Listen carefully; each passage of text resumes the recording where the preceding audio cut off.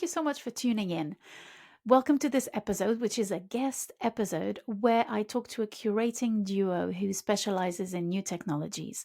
And I have to say, this conversation was really impactful. My perspective was shifted, and that was because we didn't come from a place of dread or from a place of fear and prejudice. We didn't talk about robot ladies with bad wigs that can paint. We talked about the reality that is here. So while I'm recording this, an AI is cleaning my sound, it is producing snapshots, and it is transcribing what I'm saying. So we talked about that. We talked about those tools, about the metaverse, about so many things that surround us or that potentially will very soon and that artists are already using. The exciting part about this episode is that Alfredo and Auronda, so my two guests, know about concrete examples of artists using these technologies in ways that are really compelling and really exciting, and that are real artistic experiences, and it really will change your mind. Leave me a comment if it didn't. This is kind of a dare almost. I'm really, really happy to have expanded into video, into new guests, although Emily's coming back in March. And I'm very, very happy about the exhibition that we're going to talk about. I'm also on Substack, by the way, started writing shorter texts again, and it's really exciting.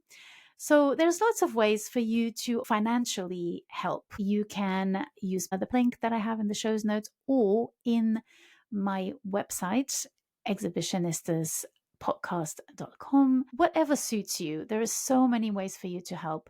And a small donation. I don't ask for big donations, although of course I'm not allergic to them. And to those you can't, they will be supported by you because I want to create accessible content. That is my ethos and that's what I believe in. So episodes will always be there for everyone. So those who can contribute, well, you will be helping those who cannot. You will make them feel better in knowing that I am getting paid for my work. That's it. That is my duty done. So go ahead and listen to this wonderful and intriguing, compelling and exciting and impactful conversation with Alfredo Cramerotti and Auronda Scalera.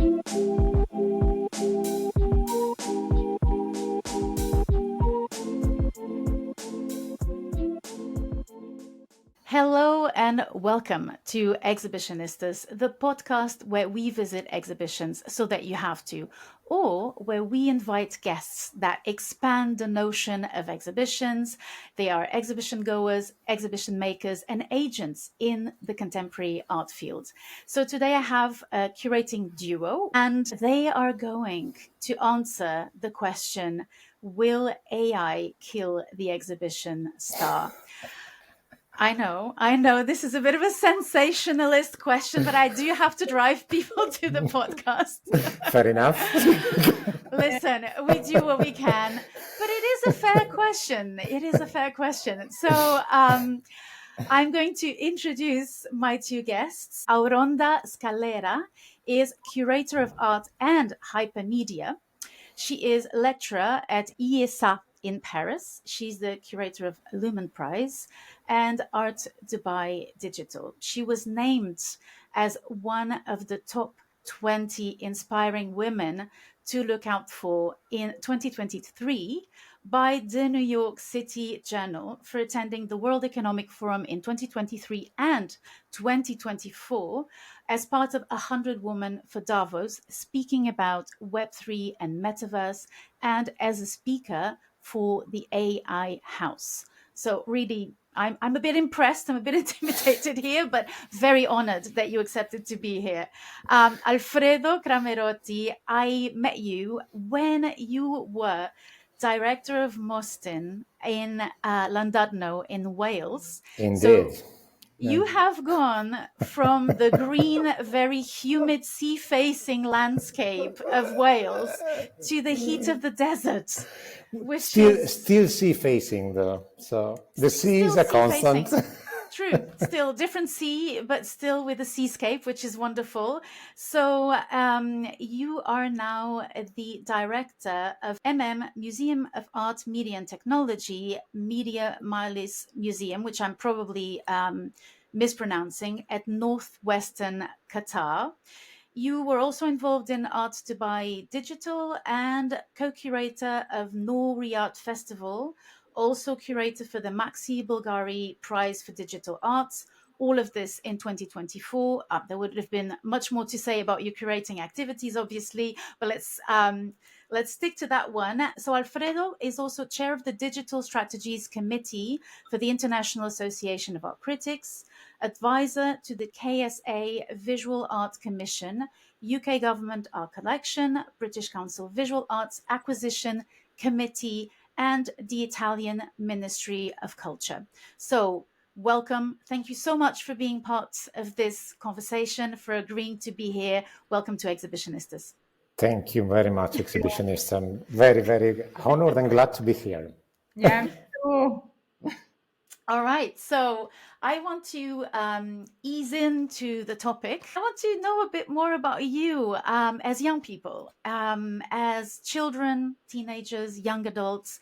Can you remember when in an exhibition or in a gallery or, I don't know, in a sculpture park, the first time you had a really strong encounter with an exhibition, with an artwork, like a really aesthetic experience? And tell us about it. Oh gosh, I have probably a fun story about because my parents they used to bring me every 2 years at the art biennial in Venice, and I remember that I was really young, and at home I still have this photo at home of my parents, where I was under this big horse made by wood, probably by Ceroli. I don't know who was the artist. It was at the Giardino Biennial or the Biennale. And I was under, because I was really short at the time, I was under. So this was very, very young. I was really under this horse because I wanted to be on, but was impossible, was not allowed to do that. And I started to cry, but I really loved this horse. I wanted to hug this horse. Talking about audience engagement here, right? Exactly. I was already working in the arts. Okay, so I was 30 something. I had already a gallery in Italy. I moved to London. I had a residency as an artist. I was about to kind of move to Berlin to study curatorial studies. So I was already immersed. There was one experience that it really, really stuck with me. And it was, funnily enough, in London, an Art Angel commission. Oh, of course. And it was the Steve McQueen descent stage underneath the St. Martin's Hotel in that kind of concrete sloping auditorium. I didn't know really much about his work. I didn't really know about how Art Angel was working either. I was a bit outside those kind of London-centric type of sort of art sort of a world, and it really kind of it blew my mind. Absolutely. So describe the experience and the work. People were actually going into the which is next to Trafalgar Square. It's not far from it. The St. Martin's Hotel. Apparently, St. Martin's Hotel was built upon a former cinema auditorium or something like that. It was just reopened at that time. It was early 2000, I think, and or 2000 even. Tate Modern opening, that kind of a big push. It was a big moment, yeah. Yeah, it was a big moment. And then you enter the hotel, and then you have to go down. I can't remember if it was a lift or some stairs, and you enter this super dark basement. And the basement is not just a simple basement. It was a sloping basement because it was the former site of an auditorium. Obviously, the seats were taken off, and people were just sitting on the concrete, waiting for something to happen. And you waited for a bit of a long time, and then suddenly there was this kind of a screen pop up. And there was this kind of a rumor, clanging metal, cage, descending something. And then at some point, there was another screen on your back. So you had to turn around, there was something else. So it was Steve McQueen. It's the journey of miners going underground to work. Right. And so it was completely related to the content of the film, the place where you were. Obviously, you were in central London, you were not in a mine. But still, the fact it was super powerful, and I still remember nowadays, and probably that's is a moment actually that it kind of a so okay, this is not just about looking at things; it is about how you perceive things, how you make things, how you create things, actually involving more than a dimension. An experience, an immersive experience. Yeah. What was the exhibition experience that, while you were already on this path, confirmed this idea of yours that it's really important to focus on these new technologies? For sure, many experience and many exhibition. For example, for me was the involvement of poetry and technologies. That was the first time ever that poetry now is part of the contemporary art with Ana Maria Caballero or Sasha Style. And they match performance, poetry with new technologies. And because I'm a big fan about poetry, I thought, okay, this is like my dream. And I thought, yes, I'm in the right track now. Interesting. So how does poetry, like specifically for our listeners, visually or in terms of experience, how does that work? This collaboration between advanced technologies, poetry, and visual arts? In general, they use voice for interact with people, or they use word to interact with people, and even technologies because they collect, for example, gesture, and they collect their voice, they collect sound, and they translate all these experience in an artwork. They generate text itself Yeah. that is presented as a poetry through, well, you mentioned AI at the beginning. That's also one of the way. For me, the catalyst to work on art and technology, funnily enough, actually, it was also the conversation we had when we met years ago. And we started to work together as a curatorial duo. That was that conversation. Actually, that was the starting point, because I mean, I have a background in design and media, so I did kind of a design, retail design, in kind of a commercial design, and then I went into. How many lives have you lived, Alfredo? From too your many. biography, I would think you'd be like 95 years old. Yeah, well, I'm almost there. You are not. You are not. And then media, the websites in the 90s, it was a fun thing to do. Yeah. And radio and TV, experimental TV. Actually, you study digital arts in times where there was no such a thing to work on. Yeah. And so this conversation, okay, that's interesting, because for both of us, I think it represents a bit of an expansion of the concept of art and the practice of art as well. Also, both the conceptualization and the realization of art. And so it wasn't really an exhibition or an event.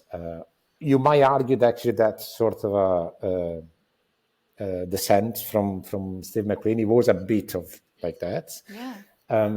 We had our career in contemporary art, let's say pure contemporary art, if you want to use this word or this term. But then realizing that there is a way also to actually go expand it a bit and enlarge it, and both in terms of the artists that you meet and you have conversation with, but also the audiences that you might encounter and you interact with, having this expansion, because it's at the moment there's kind of a different audiences still, on two sides of the roads, and we're bridging them. We'll talk about that. We'll talk about that one. But actually, when I kind of started in a more conscious way, thinking about these technologies, was also a meeting with an artist. It's interesting, Auronda, that you said you mentioned poetry. Because, well, poetry's been in the visual arts world with asemic writing and also with graphic poetry. But it is true that there's a real movement of writing into the computer. And I was visiting an incredible artist called Jan Hopkins. She lives in Sheffield. And I went to her studio, and she does something absolutely incredible, which is to use ChatGPT as a collaborator. And so she used to draw. So she put in the drawing machine the pencil she preferred to use when she drew. And so the machine makes the drawing with a really typical, kind of tool, like this sort of intemporal tool for us in the 20th and 21st centuries. And she writes with ChatGPT this incredible poetry. And I just remember reading the poems and how they interact with the work and the drawings. And she had this concept, they had together, it was ChatGPT 3, I remember at the time. And so ChatGPT wrote about bitmap bees, which I just had this ecstatic moment because bitmap is this very old software for graphic design that no one uses anymore. So that's this idea of like, as if you'd said the Egyptian pyramids, like there's this kind of idea of old timey stuff, and the bees who are disappearing and the alliteration. Beautiful. Bitmap bees. I think it's beautiful. It's beautiful. And I love poetry. I'm like you, Auronda. I'm really into the written word and language and sound. She taught me about ChatGPT. It was the first person, and it was an artist who taught me about this technology, which I had a really hard time understanding, I have to say, at the time. And then a few months later, it was all over the press. All over and the she'd place, been using this for a long time, So that's really interesting. I also wanted to ask you, Auronda, about your project that I didn't mention in the introduction. You work with, is it called Multiplicity? Yes. Right? So it's the correlation between women and advanced technologies. And I have a question, Auronda, very specific, which is, are these new technologies finally solve the problem of the invisibility of women in art? And please say yes. Well, Multiplicity is a project that we funded together with Alfredo because we saw that in new technologies, there were a lot of female artists, really a lot of them. But at the time, 5 years ago, they were not so much visibility. Then we thought, okay, we have to work with them to support them. So during all this process, we discovered a lot of them, even, I don't know, like, oh gosh, Alfredo. Genesis Sky? No, Genesis Sky, no, Florencia. Florencia Brook, yeah. She was one of the first coder. And yes, and no one know about her. And she is an amazing artist. We work with her for Art Dubai, some festival, and we try to support her in her practice. And Genesis Skies, for instance, she worked with an avatar that represents herself. Is a grow avatar, then the avatar grow with her. Oh, and many other. There are some gems there that need to be discovered, need to be promoted, this is the purpose of Multiplicity. Okay, wow. Really but you haven't answered the question, though. New technologies, are they finally, I'm not saying like putting women at the top, but just kind of creating a shared an equality. That would be great. Yes, yes, yes. Because, for example, if we think about Krista Kim, for example, is one of the top artists about art and new technologies, and many others are there. And There is a trajectory in that sense. yeah, I mean, we started Multiplicity as a publishing platform. We made a lot of interviews with women artists working with technology, and the idea that we published everyone, and then we published the first 15, and we ran out of time, obviously, because they started to invite us to curate exhibition about this artist. And but we started because, I mean, especially at the boom of the digital art market, 95% of the artists in the market were male, and 9 out of 10 the top selling digital art, they were male. The only one was the singer. Grimes. Grimes is not even a visual artist, but that's really frustrating because you had the historical patterns of women artists in the 70s in New York with the big American expressionist movement. There was an incredible amount of female artists working incredibly hard, completely invisible, and they got the solo show and the retrospective 60 years later when almost they're dead. There was a bit of a pattern repeating, really. And so that's why we started. And I think, I don't know, personally, I wouldn't say that is equal still. Now it's more equal. I mean, but for sure it's more equal. I found a video on YouTube that was quite recent talk that you participated in at Spark Vienna, the art fair, with Thomas Ruscher, who is an ethics AI specialist. And his interventions were really interesting to me because he kept talking about the menace on the notion of authorship, which for me, in our generation, we grew up with the conceptualists, with Roland Barthes, and, all of these authors who were kind of trying to negotiate or replace or shift perspectives on the idea of authorship. And now we're in a market that became really conservative in that sense. Again, we're looking at a lot of painting, we're looking at lots of stuff on the wall, let's say, to simplify things, which is obviously tied into authorship, which is obviously not anathema in let's say avant-garde art, but it is discussed in some ways. And I was surprised to see that was kind of the point that was picked up by the ethical aspect of AI. I would be interested in knowing what your position on that, and also your experience, because you actually have the experience of working with artists who are developing aesthetic projects with those advanced technologies. Yes, I mean, for the artists, for example, they use all these advanced technologies, and AI or all the other new technologies are tools.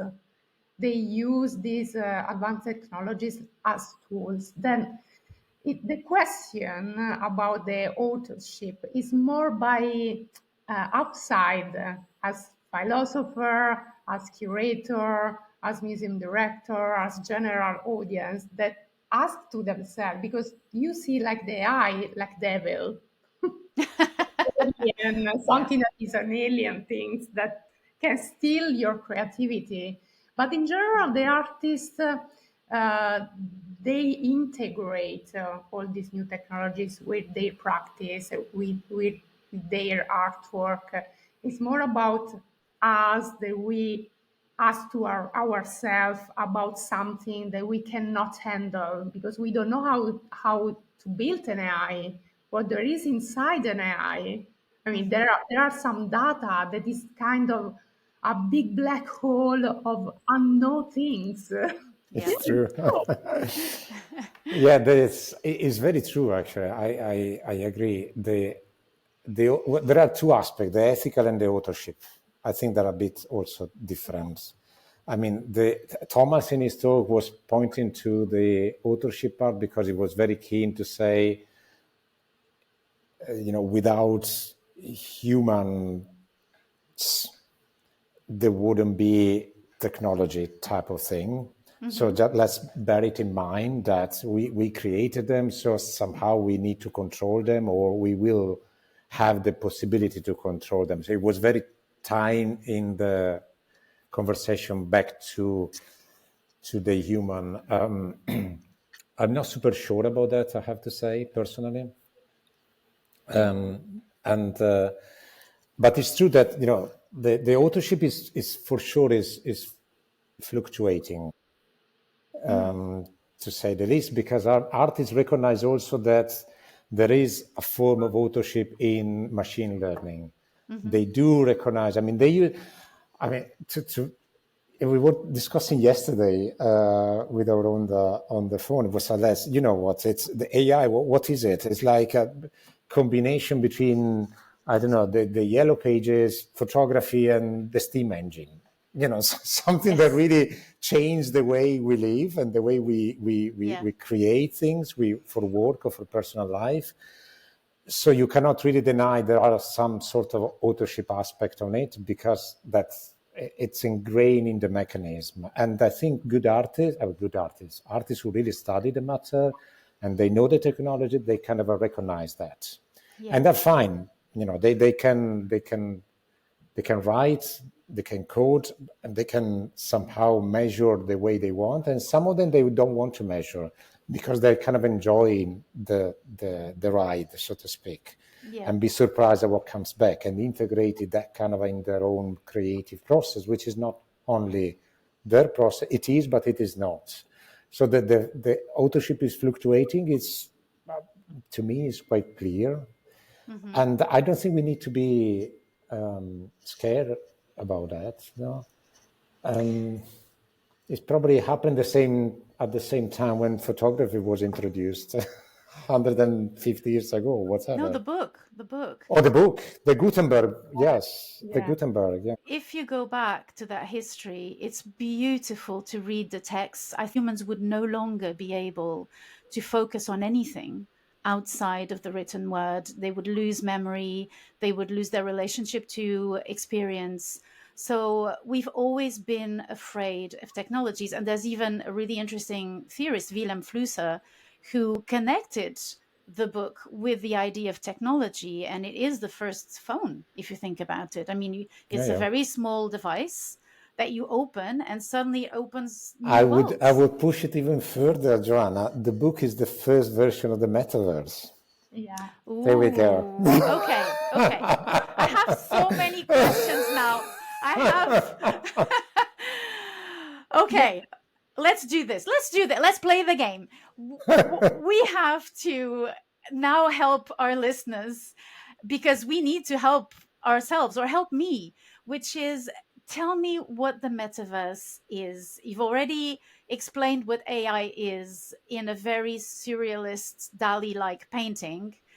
How would you explain the metaverse? And then I have an example of an AI-powered artwork that I experienced recently and that I would love to discuss with you. So, metaverse, the platform is yours. Go ahead. Aura, you want to go first?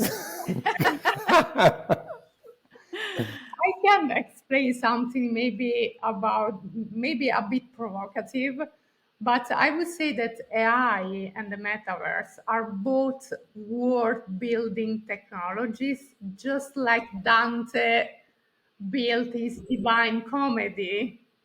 And the AI allows us to create the new realities by simulating intelligence, and can generate art, new process, interact with us, and with feeling human. That's it.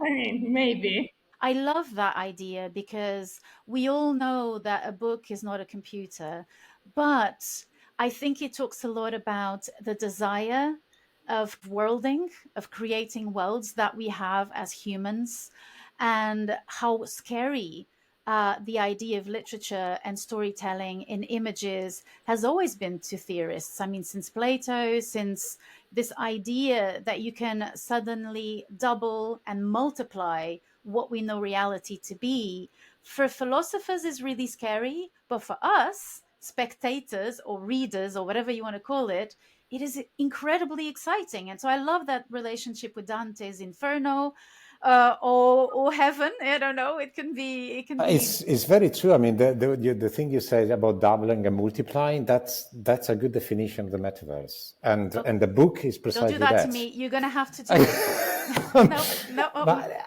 okay, maybe the metaverse as a concept always stayed with us. It's the format of the metaverse that's changing. Yeah. You know, you had the cave, and then you had the book, the printing press, you have the video, film. You know, film, it's kind of a bring you somewhere, if it is a good film. The metaverse is not really much different from that. It's a form of other reality that you can do things that you cannot really do, practically speaking, in this room. Auronda is always a very good advocate about the fact that our experiences, it will be through technology, will be very, very individualized. They will be almost internal experiences as we progress. And the metaverse will, well, there is a lot of wearable devices that are coming up. Now there are this new trend about wearable device, wearable computer, wearable phone, glasses, chips, whatever, pens, wherever. tactile, they expand your perceptions, basically. There is this new trend, and all the experience with this wearable computer, phone, lens, wherever, everyone is going to have their own experience, their own artwork inside this kind of metaverse. And with this new wearable computer, even with microchip they are going to insert in your skin. We had some friend that they have this. They use it. It's going. I mean, it's happening now. They pay for the metro. Wait. They pay for the metro. Yeah. Yeah. When you go onto the subway or the tube or the metro, you just put your hand or your watch, beep, and it. And now but the watch is fine. I can live with that. But the hand, like a microchip under your skin. Wow. Anyway. Yeah. That's incredible. Yeah. But yeah, we have this notion of the metaverse that is a bit of a like Second Life, this kind of a virtual platform. I mean, Second Life is a tiny version of a potential metaverse. But so a book is another one. Second Life, I think it was from the 90s. It was a website basically where you could log in, you could have an avatar, you could buy land, and then you could buy properties. I remember actually an article from a newspaper. There was a Chinese lady who spent $1 million to buy a plot of land on the on Second Life, I think. I did my first virtual exhibition there. You're joking? No. I'll raise you in regards to the question of authorship. At the Serpentine North Gallery, a show called The Call by Holly Herndon and Matt Dryhurst.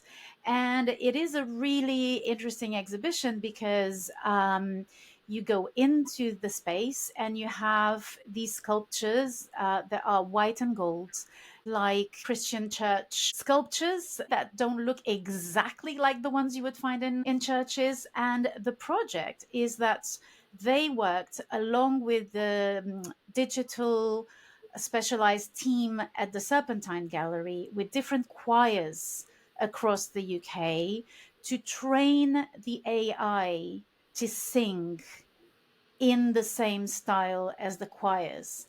And so the experiences you have is that you have two rooms that you go into, there's a microphone, suddenly you're in either a funereal home or in a really unknown episode of Twin Peaks. So there's that microphone like solipsistically standing there. And so you walk towards it and you sing, and the AI sings back to you through the learned experience of having the data of the choirs put into it, I guess. I don't know what the term would be. So the notion of skill of the artist and authorship has moved from creating the framework and no longer being the makers in terms of a sort of a craft. The craft is someone else's, and they create the framework and bring the device, let's say, or the software or the advanced technology that will allow them to create that situation. Did you experience that show? Did you see it? What did you think of it? 18 choirs all across the UK, from the south to the north. Something like that, yes. Yeah, and they basically ask them to sing one piece. Yes. The same piece for all the choirs. And basically they train machine learning to learn the style of the different choirs on that piece of music, basically. And I found it fascinating because it's a good example how you can expand your work as a contemporary artist, and creating also some, weirdly enough, creating some form of a community through these technological experiments, if you want. And also not only through the participant, but the audiences as well, because it's a very traditional, it's almost the aesthetic canons for that show, they're very traditional. Yes. You have the choir song that, everyone recognizes. The codes are very known to the general audiences. At least in Europe, yeah. At least in Europe. Yeah. And you have the ornaments. They designed the ornaments and in 3D. They printed everything in 3D. So the sort of furniture / correct, sculptures. yeah. There is also printed, beautiful etching of the child that when you enter, you see that one. If I'm not mistaken, it's they use their son to do that. So it's a very kind of almost a romantic type of approach where you create a piece of contemporary art very, very rooted in what is a classical tradition. Mm-hmm. But you really went beyond the tradition and used super advanced technology and machine learning to re-experience that way in a different way. And it's true, when you enter, you have the two rooms and the microphone, and you sing or you say or you whistle. You produce any kind of sound. They produce any kind of sound, and that responds back. And that also goes back into the database, by the way. Mm-hmm. Oh, does it? Oh, yeah. I didn't realize that. I sang the Beastie Boys, one of my Beastie Boys. Fantastic. That's it. It's in there now. It's in there now. So I'm interested in that project because there's this mixture of religious iconography, and particularly the child. You're very right in pointing that out, because there is this philosopher in Portugal called Agostinho da Silva. I mean, he passed away a long time ago. And he had this idea that machines would liberate humans, and that they would end our this condition of being slaves to the grind, if you will.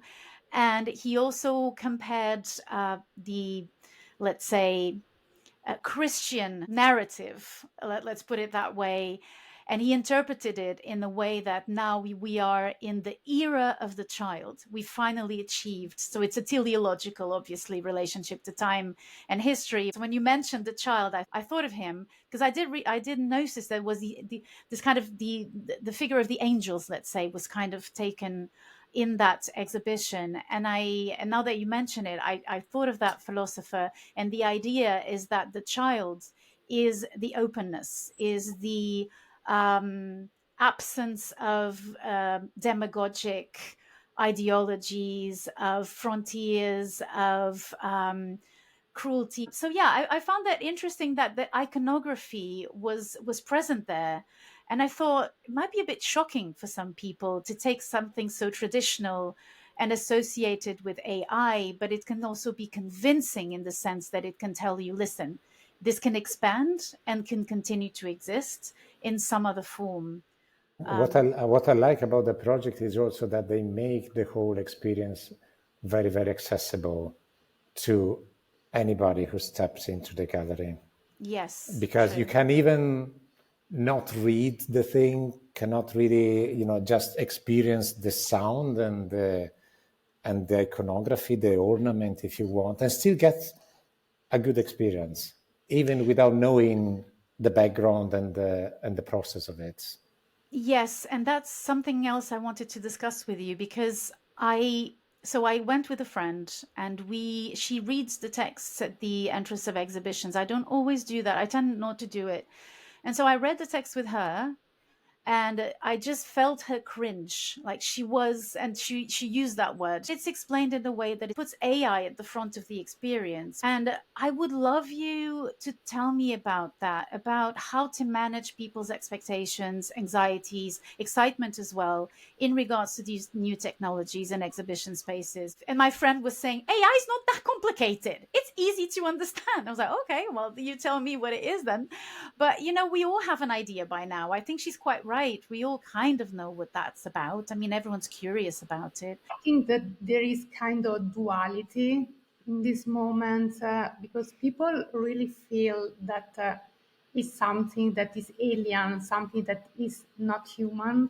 And on the other hand, there is a big curiosity about um, and the key to understand the AI isn't about replacing artists, but it's about more creating new possibility, collaborating together, cooperation, this kind of stuff. I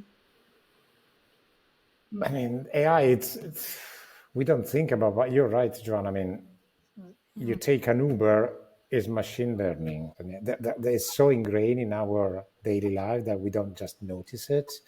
And also the scary bit, facial recognitions, crowd control, security system, airport check-in. I mean, you do have a lot of things where AI is very, very present, but you're not in control of your data for sure.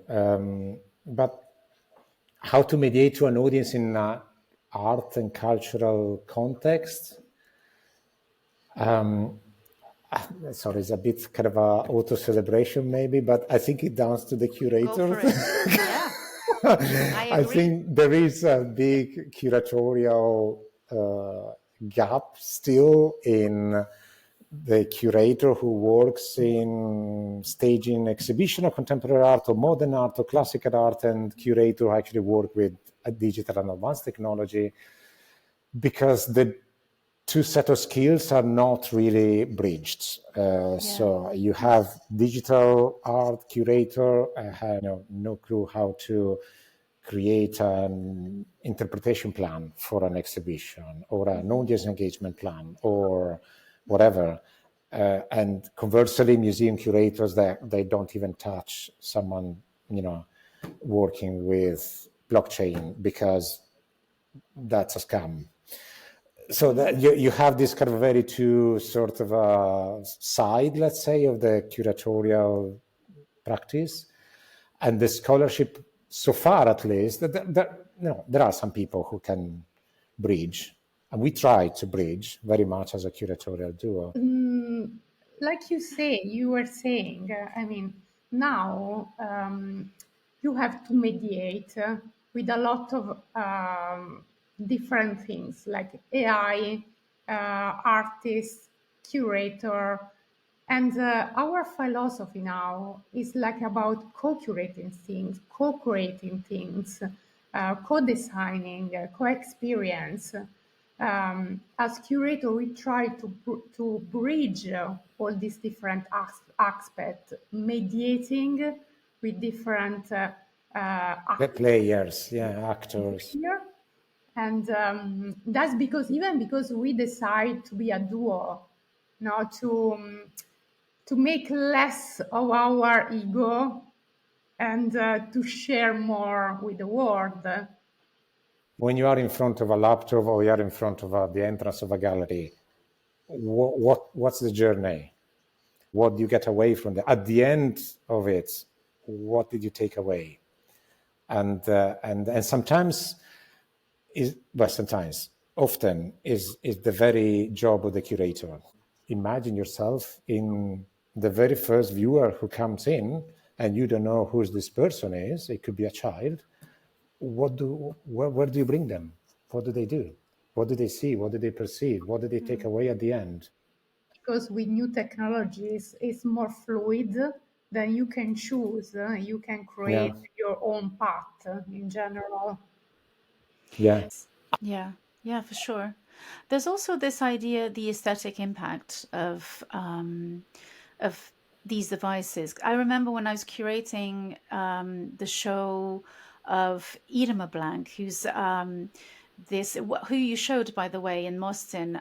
She was this very minimalist artist, German artist based in Italy, who worked with sound. So she recorded the sound of the making of her drawings, and we included that in the exhibition.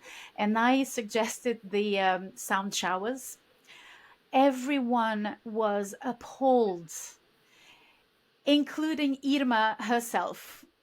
She was shocked. And I just said, but headsets are much worse. And then because we wanted the sound to be in the environment, but then we didn't want it to, we were kind of talking about how to place the sound and how for it not to be cumbersome in the experience of other areas of the exhibition. And yeah, it was received with the utmost disgust. And now you see them everywhere. There are some directional speakers now. They're quite amazing. They're super, almost invisible, and you have this kind of a cut through space where you hear the sound, and then you step out and you don't hear it anymore. It's incredible. Fantastic. But I do love the showers. I love the idea of a sound shower, first of all. And I like them, and I think they're interesting because the thing is that it takes us so much time to accept technologies. When I curate shows, I don't hide the cables. If there's video, if there's any sound, it's part of the device. What would be your dream exhibition, an exhibition you haven't experienced that you would love to experience in the future? As a duo or individually? If you can answer as a duo, I'm going to be really impressed. I can reply for sure, Alfredo. Yeah. If I'm wrong, could be a mix between plants, virtual plants, or real plants, and music for sure, because this is our passion. Then maybe mixing all these things together. Interesting. I don't know, for sure, plant, poetry, and music. That's a perfect triad. Fantastic. Love it. Beautiful. Beautiful. I love that. Well, thank you so much. Thank you for coming to the podcast. Do you have anything that you want to mention that you're involved in? Any projects, any things that we should be on the lookout for? Maybe two things. At the Media Majlis Museum, talking about AI. You have to stop banging your table. Come on. That's the only thing you need to. Yeah. Especially when you're advertising your projects. Do with me. Look at me. Look at me like this. I'm holding my hand. Dear listeners, we're all holding our hands except for Alfredo, who keeps just gesticulating. I'm Italian. And he still is. I was saying that at the Media Majlis Museum, we had an exhibition on the relationship between AI and investigative journalism, which is because it's called ARNA, and it's very interdisciplinary. There are 20 artists, communication specialists, journalists, obviously, technologists. Is kind of an interesting take on what we knew, what we currently know, and what we might not know about the future. So it's like a speculative part of it as well, and it's really, really interesting, with a lot of digital flows, but also a lot of objects, loans, actually, from museums. We are organized this massive congress in the Arab world, and between Doha, Dubai, Sharjah, Abu Dhabi, And the topic will be gender empowerment. That is one of the Oh. hot topic here in this country. That yes.